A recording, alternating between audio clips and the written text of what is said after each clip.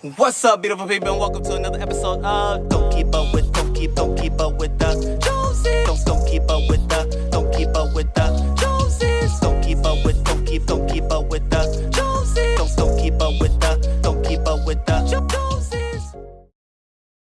What's up, beautiful people, to another episode of Don't Keep Up With the Joneses. It's your boy Ricky Jones G, and I am here again to talk to you about safety. And this safety video is all about dealing with saws. As you all know, I use three main saws in doing my pallet videos, my pallet builds, my woodworking projects. And those ones are the miter saw, the reciprocal saw, and the table saw. And those three saws, I will be talking about different safety precautions that you want to take when using these instruments. Okay, and let's start off with the miter saw, which, as y'all know, boom shakalaka boom. This is the one I use quite often.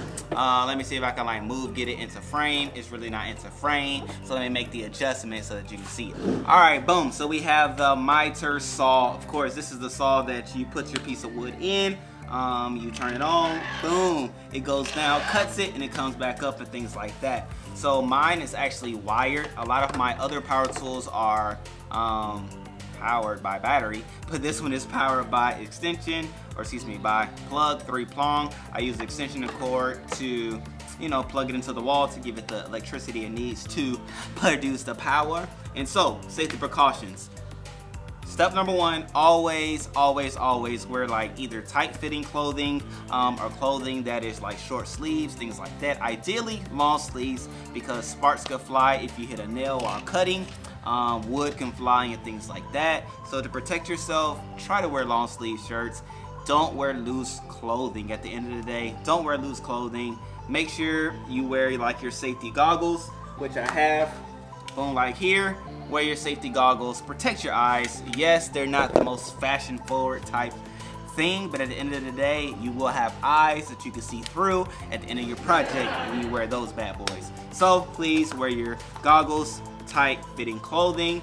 And so while the blade is going, you do not want to use your hands to touch anything in here. Nothing, right? Use tools. Here's a tool that you can use, or another piece of wood. Move your scrap pieces out the way. You never want to take a chance. Not that it has a mind of its own, that it'll just go when you're not pushing the trigger. Don't take the chance. Get something, move it out the way. You don't want the blade to cut you, because at the end of the day, something, let's say, for example, you're trying to move a piece of wood and then something hits you in the leg and you jump, and then you cut yourself, right? Don't want to do that. And ideally, wear gloves while using such miter saw, especially reciprocal saw and the table saw as well. Wear gloves if you can, okay? Also with this bad boy, you want to make sure that the blade has finished circulating before you do any type movement, as well as when you're going down with it, you want to make sure that it's full speed.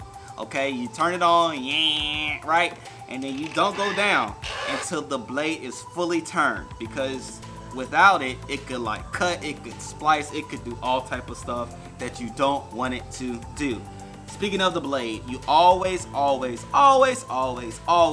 in the comment section, always want to make sure that your blades are sharp. Don't use dull blades. It will dampen your parade. It would cause all type of problems that you do not want. I'm telling you, don't do it. Don't do it. Make sure your blades are nice and sharp. The newer, the better. Okay? Don't try to cut costs on holding on to blades. Don't do that, because you can cut something else and it won't be cost. Okay? Pun intended. So, those are your main things as it pertains to your miter saw. Keep your hands out from the bladed area. Make sure the blade is 100% going when you go down. Wear your safety goggles, tight fitting clothes. And at the end of the day, when you have it plugged in, make sure it's out of the way. Make sure your cord's not wrapped around or anything like that.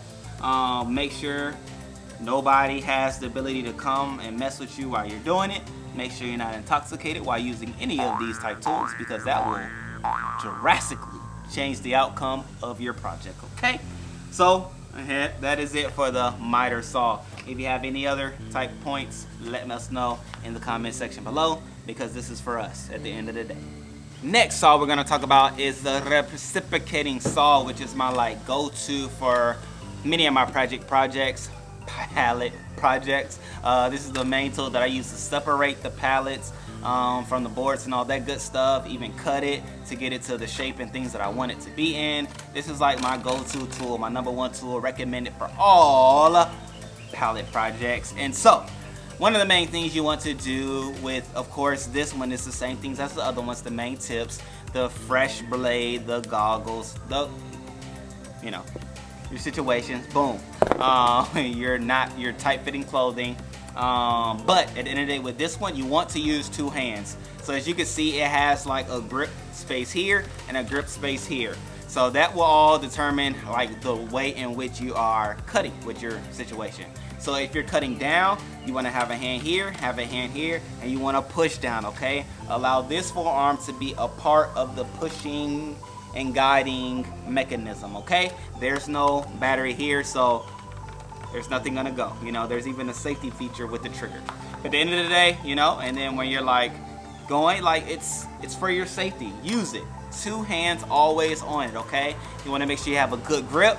You want to make sure you have your hands nice and firm, and you want to make sure your hands are covered with gloves, ladies and gentlemen. Gloves will be so impactful for you using this tool. Now, a lot of you all may have used it without the gloves, and you already know you can get blisters, you can get this stuff all on your hands. It's not what you want. Like it isn't what you want. Make sure when you're using the blade, it's always in front of you. Never like cut direct like towards you. Don't do that. Ever, never, never, ever, never cut towards you. Always cut away from you. Always keep your blade in front of you. Always keep your eyes on the blade. Never lose track of this blade, okay? When you are moving this saw around, always have your hand off the trigger, just as you would if you're using a handgun, a firing gun, or any type of gun type material. You do not want to walk around with your finger along the trigger, okay? Even when you're about to use it, have your finger up, okay? Okay, so when you're in, finger in, go for it. Keep it away at the end of the day, okay? I wasn't even trying to rhyme, but it happened. It's for your safety. So these are like the main things that I know and I use while using such tools as this. Again, if you have any other suggestions, please put in the comment section below. We can all learn and grow together from it, okay? This is the Reciprocating Saw, all right? So now we'll go to the table saw, which I use the least, but at the end of the day, you can have the most problems with. Let's talk about safety. All right, ladies and gentlemen, and last but not least, we have our handy dandy table saw, which you all see here. This is one that I use plugged in when it is operational. And this bad boy is a beauty. So I will say, in starting off, when storing this table saw, you want to make sure the blade is low. It is not visible. As you can see, you can't even see the blade. In order to see the blade, you have to like wind it up, which is the way you want to store it, because anything, anyone at any time could come in contact with this blade, and this is not something you just want to rub your hand around, okay? So make sure you have your family safe. Make sure everything is safe when you're not using the table saw. Also, of course, you want to make sure you're using the same 3 steps. Use your safety goggles, no loose fitting clothing, and nice sharp blades. So this here table saw has the safety features up here, so that when I'm not using it, I don't have anything to block. Speaking of, you do not want to, again, use your hand to get any type of scrap wood that could be dangling around. Use your safety tools. It comes with this tool that you can either push wood through, get your wood out of the situation, out of the area, the cutting area.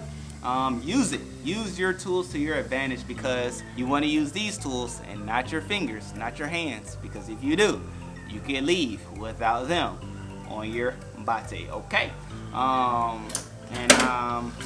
End of the day, you don't want to be cutting your wood with the blade up and exposed like this. You don't want to, like, what's the point? There's no point. At the end of the day, there's no point. Put this down, okay? Slide your wood in as it cuts. Boom, boom, boom. It goes, it cuts, it gets to the measurements you want it to be in. And you just have a good day, okay? Don't put your hands around it. Don't be drinking alcohol while using it, or any other type of drugs that can impair your vision or your mind or anything like that. Try to make sure you don't use it during wet conditions. pay attention.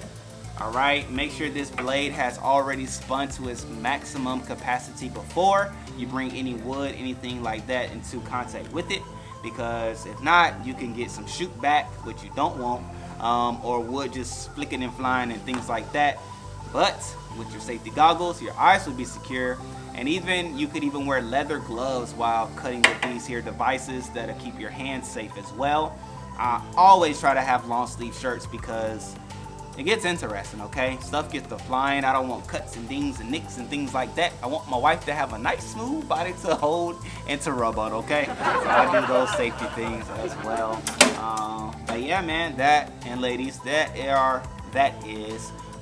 are the main things that I think of when using said devices. I hope I have been using like these safety precautions when cutting and things like that. But at the end of the day, this is here for us to do better, to learn, to have our ligaments at the end of every project, and just to do better, okay?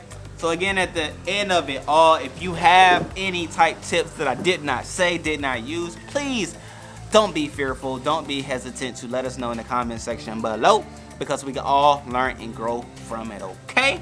Well, I love y'all beautiful people. I want y'all to be safe. I want y'all to be happy and joyous at the end of every project, not just because the project turned out the way you wanted it to turn out, but even because you have all of your ligaments at the end of the project, okay? That is very, very, very important to me, and hopefully to you, right? It should be, right? Okay. If not, that's a problem. But with it all being said, I love you all. I'll see you next week because I have some phenomenal projects coming next week. One for inside, one for outside, and you don't want to miss it. I will be using all the safety precautions that we have talked about both today and on yesterday's video when we talked about drills, okay? So, I love you. I thank you. Until next time.